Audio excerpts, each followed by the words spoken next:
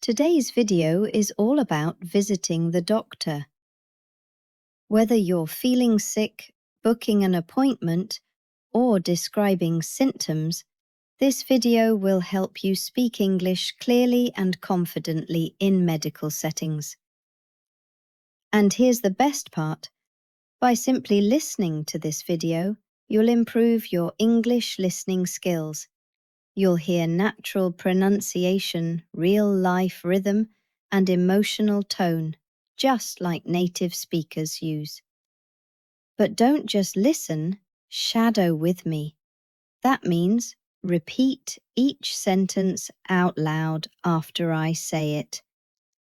I'll speak slowly and clearly, then pause so you can practice.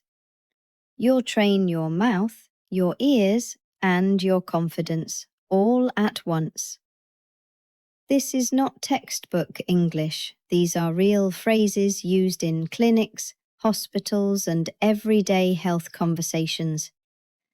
So take a deep breath, relax your shoulders, and let's begin your shadowing practice. A visit to the doctor.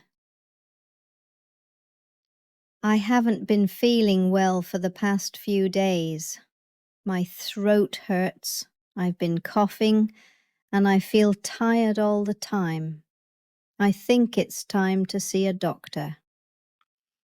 I pick up my phone and call the clinic. Hello, I'd like to schedule a checkup, please. The receptionist is kind and says there's an opening at 3 p.m. Perfect, I'll go today.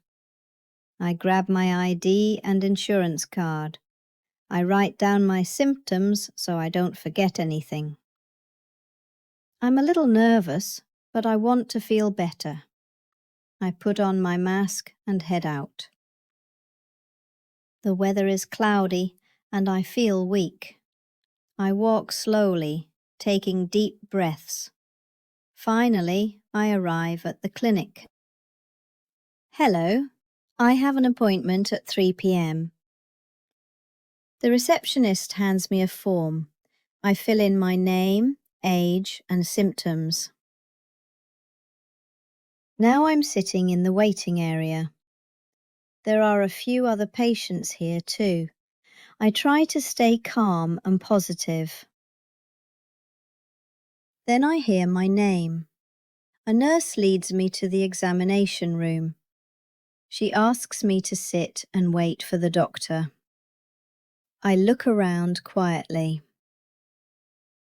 Soon the doctor walks in. Hello, how are you feeling today? I've been sick for about 3 days, I reply. I have a sore throat, a dry cough, and a mild fever. The doctor listens carefully. Any headaches? He asks. Yes, mostly in the evening. Any shortness of breath? No, my breathing feels normal. He checks my temperature. It's slightly above normal. He places a stethoscope on my chest. Take a deep breath in and out. He asks if I've travelled recently. No, I've been staying home. He asks about my sleep and appetite.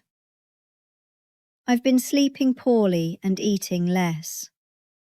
He checks my throat and ears. My throat looks a bit inflamed, he says. Have you taken any medicine? I took paracetamol yesterday. Did it help? A little. The fever went down, but the cough stayed. He writes notes in my file. It might be a viral infection, he says. He recommends rest and hydration. Do you have any allergies? No, none. He prescribes something for the cough. You should feel better in a few days. Any other concerns? I've had some muscle aches too. That's common, he says. Try to avoid heavy exercise. Have you had similar symptoms before? Yes, last winter. He checks my oxygen level. It looks normal. That's a good sign. He prints out the prescription. If things get worse, call us, he says. Drink plenty of fluids. Warm tea helps. Monitor your temperature daily. Rest as much as you can. He gives me a note for work. Stay home for 2 days, he advises. I thank him for his time and care. The nurse hands me the prescription slip. I head to the pharmacy nearby. I show the pharmacist my prescription. She says it'll be ready in 10 minutes. I sit and wait patiently. Soon she calls my name. She explains how to take the medicine. 1 tablet twice a day, she says. I thank her and pay. Now I'm heading home. I drink warm water and lie down in bed. I take my first dose of medicine. I write down my symptoms in a notebook. I eat something light and healthy. I watch a relaxing video to stay calm. I text my friend to let them know I'm okay. I'm grateful I got help before it got worse. I plan to sleep early tonight. I set a reminder for my next dose. I check my temperature again. It's going down. I sip herbal tea and read a book. I stay in touch with my family. I avoid cold drinks and spicy food. I keep my room quiet and peaceful. I take short naps throughout the day. I do light stretches to stay active. I remind myself to stay patient. Healing takes time. I follow the doctor's advice carefully. I stay indoors to avoid spreading germs. I keep my hands clean and sanitized.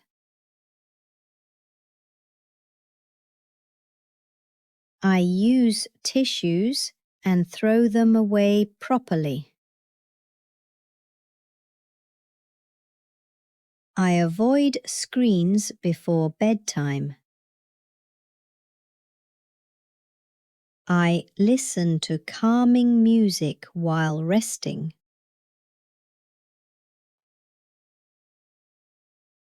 I'm grateful for the care I received. I'm learning to take better care of my health.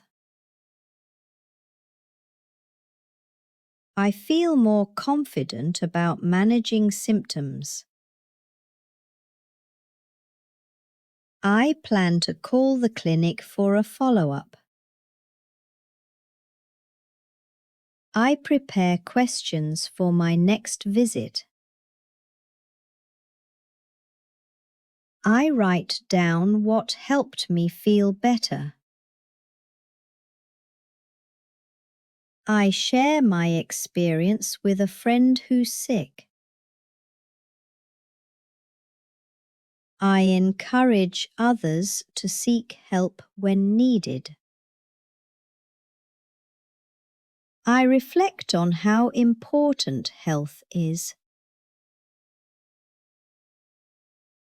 I feel proud of myself for taking action.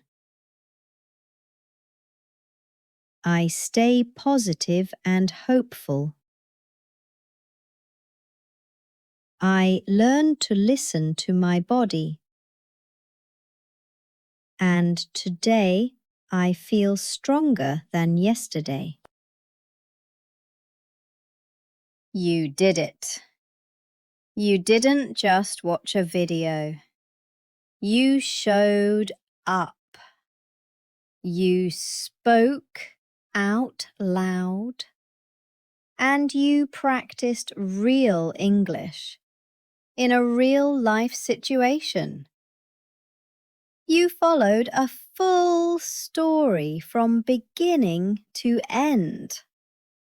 You trained your voice, your rhythm, your pronunciation, and your confidence. You didn't just memorize words, you lived the language. And that's what makes you different. Every sentence you repeated today is a step toward fluency. Every pause you filled with your voice is a moment of growth. And every time you chose to speak, even when it felt awkward or difficult, you proved something powerful. You're serious about your English. You're serious about your future.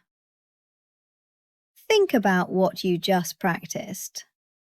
You learned how to describe symptoms, ask questions, understand advice, and express yourself clearly in a medical setting. That's not just English. That's life. That's the kind of fluency that helps you take care of yourself, support others, and feel confident in any situation. And you didn't need a classroom, you didn't need a textbook, you just needed your voice, your focus, and your commitment. So here's what I want you to remember. You are capable of speaking English naturally. You are building fluency one sentence at a time. You are becoming the confident speaker you've always wanted to be. Even if you made mistakes today, good. Mistakes mean you're trying. Mistakes mean you're learning.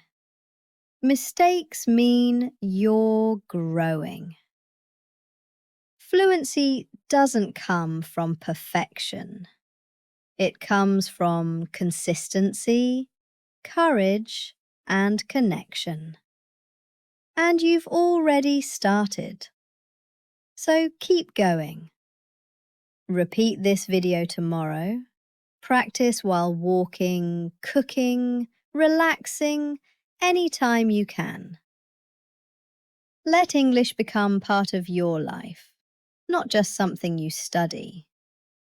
And if this video helped you, leave a comment and tell me, what real-life situation should we practice next? Your voice matters. Your ideas matter.